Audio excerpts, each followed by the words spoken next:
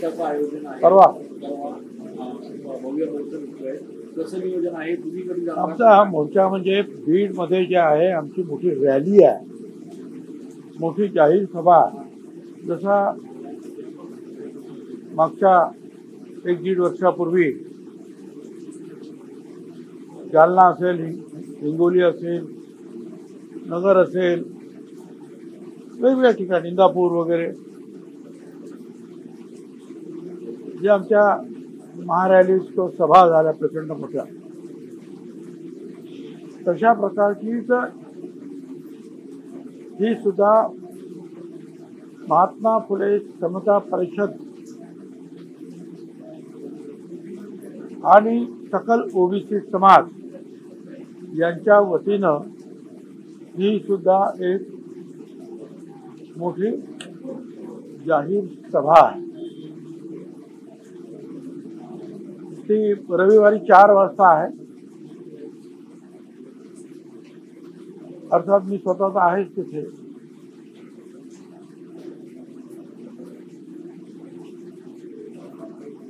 धनगर समाजाचे नेते प्रकाश शेंडगे येणार आहे. भटक्या विमुक्त समाजाचे लक्ष्मणराव येणार आहे. धनंजय मुंडेचा सुद्धा फोन आला होता, मी सुद्धा येणार आहे. असे अनेक लोक येतील वेगवेगळ्या समाजाचे. आमचे 374 जाती आहेत, सगळेच लोक काय बोलू शकणार नाही. सत्संग मुंडे तिथे आमचे आहेत, तिथे सुभाष राऊत आहेत. ही मंडळी जी आहेत ती सगळी व्यवस्था असं आहे ना की आज म्हणजे एकीकडे आता पाऊस आणि शेतीचे हे प्रॉब्लेम सुरू आहेत लोकांचे, आणि दुसरीकडे असं ऐकायला येतं की रोज एक दोन जे आहेत आत्महत्या होत आहेत ओबीसीच्या आपल्या मुलांच्या. आतापर्यंत 9 ते 10 आत्महत्या मोठी विदारक परिस्थिती आहे. आणि त्या सगळ्यांचं असं आहे की आता आपलं सगळं संपलेलं आहे. मला तर आपल्या द्वारे ह्या सगळ्या आमच्या मंडळींना कळवायचं आहे ओबीसीच्या की बाबा काही तुम्ही काळजी करू नका. आपल्या आत्महत्या करण्याचा अजिबात त्या वाटेला जाऊ नका. आपलं आरक्षण टिकवण्यासाठी आम्ही प्रयत्नाची शिकस्त करणार आहोत आणि मला खात्री आहे की आम्ही त्याच्यामध्ये विजय मिळवणार. आपण ज्याप्रमाणे मी सांगितले की आम्ही रस्त्यावर म्हणजे आता रॅलीज वगैरे या आम्ही घेणार आहोत. आणि एक प्रकारचं जे आहे सरकार आणि जे कोणी काही पुढारी असतील या राज्यात, त्यांना ती एक ओबीसीची शक्ती जी आहे ते शक्ती प्रदर्शन आहे ओबीसी. आणि कोर्टात सुद्धा हायकोर्टात 5 रीट अर्ज दाखल आम्ही केलेले आहेत आणि चांगले वकील त्यासाठी उभे आहेत. कुणबी सेनेचा आहे, नाभिक समाजातर्फे आहे, माळी महासंघातर्फे आहे, समता परिषदेचा आहे, असे वेगवेगळे जे आहेत. आणि आम्हाला खात्री आहे आणि आमचे जे सगळे वकील जे आहेत ते सगळे सिनियर वकील आहेत, बेस्ट आहेत. ते सांगतात की निश्चित त्याच्यामध्ये आपल्याला यश मिळाल्याशिवाय राहणार नाही. त्यामुळे दोन्ही मार्गाने आम्ही प्रयत्न करीत असताना आत्महत्येचा वगैरे विचार सुद्धा करता कामा नये. किंबहुना सगळ्यांनी शक्ती लावून जिथे जिथे आपल्याला सभा घेता येते, बीडला आता ही सभा घेतोय आपण, या तिथे प्रचंड महासागर लोकांना आपण दाखवूया जनतेच्या. वेगवेगळे जे आहेत समाज, वेगवेगळे लीडर्स जे आहेत ओबीसी, ते सुद्धा आपापल्या परीने जे आहेत वेगवेगळ्या ठिकाणी सभा घेत आहेत, मोर्चे काढतायत महात्मा फुले समता परिषदेतर्फे सुद्धा तहसीलदार, कलेक्टर, इतर अनेक ठिकाणी जे आहेत निवेदन दिली जात आहेत. काही ठिकाणी उपोषणं सुद्धा लोकांनी केली.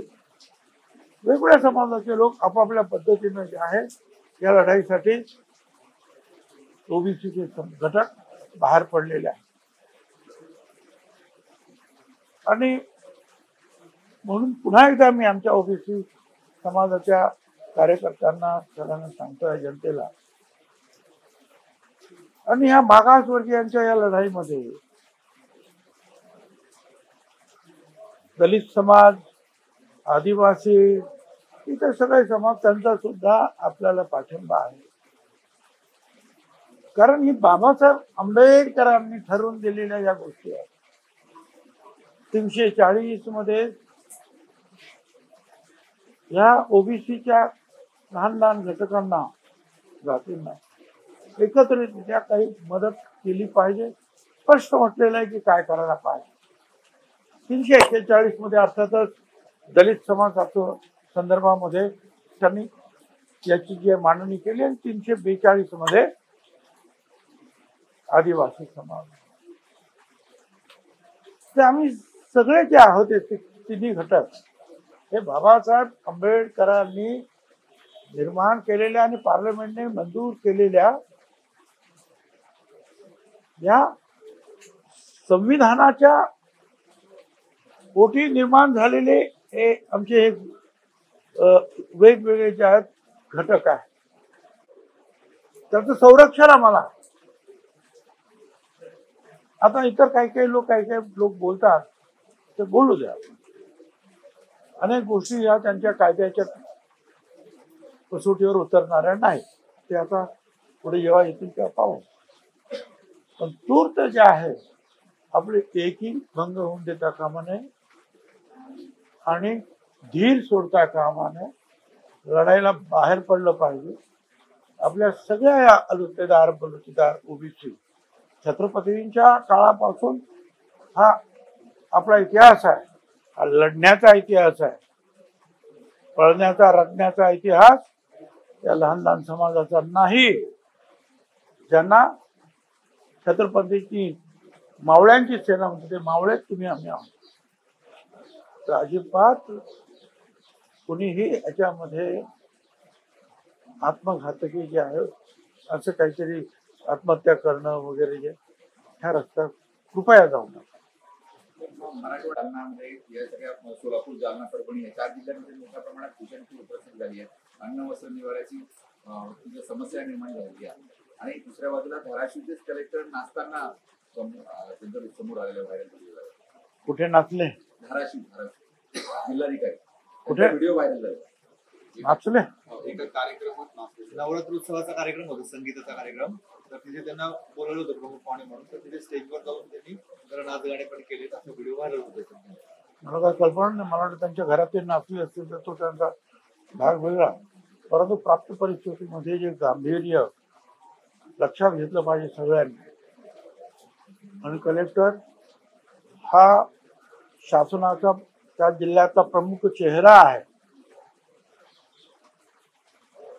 हे सगळ्यांनी लक्षात ठेवूनच जे आहे यापुढे वागलं पाहिजे. इतर वेळेला तर कोणी काही बोलू नसतं, पण आज त्यावेळेस या सगळ्या जिल्ह्यातले जे आहे शेतकरी, त्यांचे कुटुंब रडताय, सगळं काही साफ झाले. अशा वेळेला जे आहे थोडस जबाबदारीचं वर्तन सगळ्यांकडून अपेक्षित आहे. यावरच काँग्रेसचे नेते विजय वडेट्टीवार यांनी म्हटलंय की शेतकऱ्यांच्या इतक्या मोठ्या संकटामध्ये जर कलेक्टर सारखी प्रशासकीय सरकार याकडे गांभीर्याकडे लक्ष देत आहे की नाही असा प्रश्न पडतोय. या कलेक्टरांवरती शिस्तभंगाची कारवाई करणार असा प्रश्न देखील.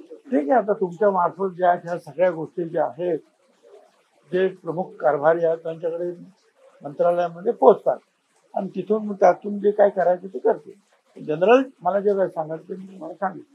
उद्धव ठाकरेंनी असं म्हटलंय की पंतप्रधान नरेंद्र मोदी यांनी रस्त्यावर यावं, मराठवाड्यात जावं आणि शेतकऱ्यांचे अश्रू पुसावेत. काल ते पण दौऱ्यावर होते. ठीक आहे ना. आता असं आहे की देशामध्ये अनेक ठिकाणी प्रचंड प्रमाणामध्ये जे आहे या गोष्टी घडत आहेत. उत्तरांचल आणि इतर ठिकाणी जे आपण जे पाहिलं त्या ठिकाणी सुद्धा कितीतरी जे आहे रस्ते बंद झाले, लोक सापडली, त्यांना हेलिकॉप्टरने बाहेर काढलं. पंजाबमध्ये सुद्धा अतिशय भयंकर परिस्थिती निर्माण झाली.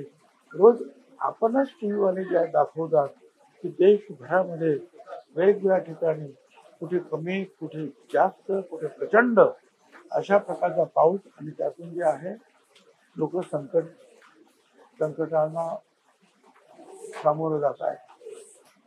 अशा वेळेला ठीक आहे, ज्याला जे जे जमेल ते करतो, परंतु भारत सरकार त्या प्रत्येक राज्यामध्ये कुठे कुठे काय काय झालं आणि यांना काय करता येईल याचा संपूर्ण जे आहे डाटा गोळा करून ते मदत करणार. ही सगळी मंडळी जी आहेत त्यांनी जे आहे निर्णय घ्यायचे आहे की आपल्याला किती मदत, काय मदत करावी लागेल. तशी ते करत असतातच. अनेक वेळेला आपल्याला लष्कराची मदत लागते, हेलिकॉप्टर्स लागतात.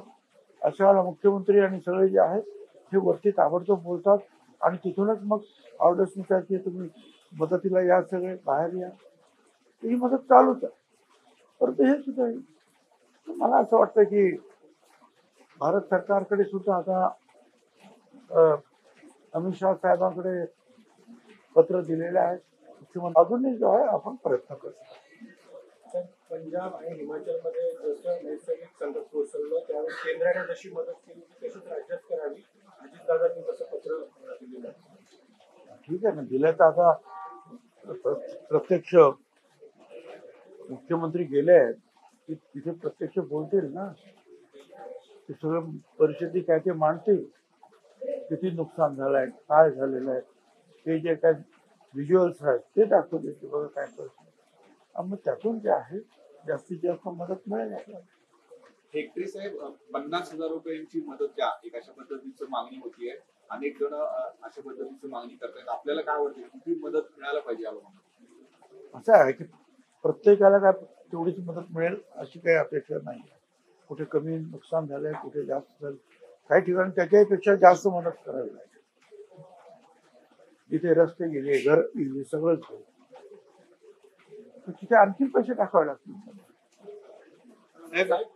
एक सरकारची जी महत्वाकांक्षी योजना आहे लाडकी बहिणीची, त्यामध्ये आता समोर अजून नवीन माहिती मिळते की 8,000 सरकारी कर्मचाऱ्यांनीच यामध्ये पैसे घेतलेले दिसत आहे आणि यावर सरकार आता या सरकारी कर्मचाऱ्यांकडून पैसे वसूल करणार का, असा देखील असं आहे की मी आता गेली काही 4-5 महिने सांगतोय की त्या नियमात जे बसत नाहीत त्यांनी सरळ सरळ की आम्हाला या लाडक्या बहिणीची ही योजना आम्हाला नको, आम्ही या नियमात बसत नाही असं करून अंग काढून घेतलं पाहिजे स्वतः. पण आता काही लोकांनी स्वतःहून ते अंग काढून घेतलं त्याची, आणि मग काही जे आहेत शासनाचे अधिकारी ते शोध घेत आहेत आणि त्याच्यावर मग काय करायचं ते करतात. परंतु सरकारी अधिकाऱ्यांनी सुद्धा, सरकारी कर्मचाऱ्यांनी सुद्धा असं जर ते केलंय तर त्याच्यावर आता सरकार ठरवेल काय करायला पाहिजे. गेल्या काही दिवसापासून नाशिकमध्ये खुनाचं सत्र चालू आहे, रील्स बनवले जात आहेत, नाशिककर भयभीत आहेत. पोलिसांना आपलं काय सूचना असते? मी प्रत्यक्ष त्यांच्याशी बोलणार आहे, परंतु आपल्याला कल्पना आहे की उद्या नाशिक शहरामध्ये म्हणजे आजच भारताचे जे आहे सरन्यायाधीश भूषण गवई साहेब, महाराष्ट्राचे प्रमुख चीफ जस्टिस, मुख्य न्यायाधीश चंद्रशेखर आणि अनेक अशी जी आहेत मंडळी येत आहेत आणि त्यासाठी जे आहे आता संध्याकाळपासूनच ती सगळी मंडळी यायला सुरुवात होणार. त्या कामामध्ये ती सगळी आमचे रेव्हेन्यूचे आहेत, पोलीसचे आहेत, महानगरपालिकेचे आहेत, ती सगळी मंडळी जी आहेत जरा उद्या दुपारपर्यंत जे आहे जरा बिझी आहे आणि त्यानंतर मात्र मी निश्चितपणे बोलणार आहे यांच्याबरोबर. पोलीस कमिशनर असेल किंवा आपले ST असतील त्यांच्याशी बोलू. बार्शीमध्ये 2 शेतकऱ्यांनी आत्महत्या केली आहे, जे सगळं आता नैसर्गिक संकट होतं. माझं तेच तर सांगणं आहे की सरकार तुमच्या बरोबर आहे, काल सुद्धा मी सगळ्यांना तेच सांगत फिरत होतो, तर त्या मार्फत सगळ्यांना सांगतो की शासन नक्की तुम्हाला मदत करते आहे, तुम्ही काळजी करू नका. कधी कधी ही आपत्ती येते, बरी आपत्ती काही एकट्यावर आली का? आणि भारतभर ही आपत्ती चालू आहे, राज्यात तर आपल्या आहे, तर असं धीर सोडू नका, हेच सांगू शकतो ना, आणखी काय करू. आणि आताही मला हेच सांगणं हात जोडून की कुणीही हतबल होऊ नका, धीर सोडू नका. सरकार तुमच्या पाठीमागे खंबीरपणे उभं राहील. सरकारच नाही तर महाराष्ट्रातील तमाम जनता जी आहे तुमच्या पाठीमागे या ना त्या प्रकारे उभे राहणार. परवाच्या दिवशी आढळून आल्या त्या काही कोऱ्या अवस्थेत होत्या, तर काहींवर सही शिक्के देखील होते अधिकाऱ्यांचे. तर हे नेमकं काय आपल्यापर्यंत काही माहिती आली आहे? मला मी त्यांना बोलवलेलं आहे, मुंबईवरून सुद्धा काही अधिकारी त्यांनाही बोलवलेलं आहे आणि संपूर्ण याची जी चौकशी करतोय आम्ही. की वापरलेल्या होत्या त्या आणखीन कशासाठी काय काय आहे त्याच्या पाठीमागे, की खोट्याच होत्या, काय नक्की आहे ते संपूर्ण आम्ही चौकशी करू. आणि मला असं वाटतं आम्ही ते पोलीस कंप्लेंट सुद्धा केली. धन्यवाद.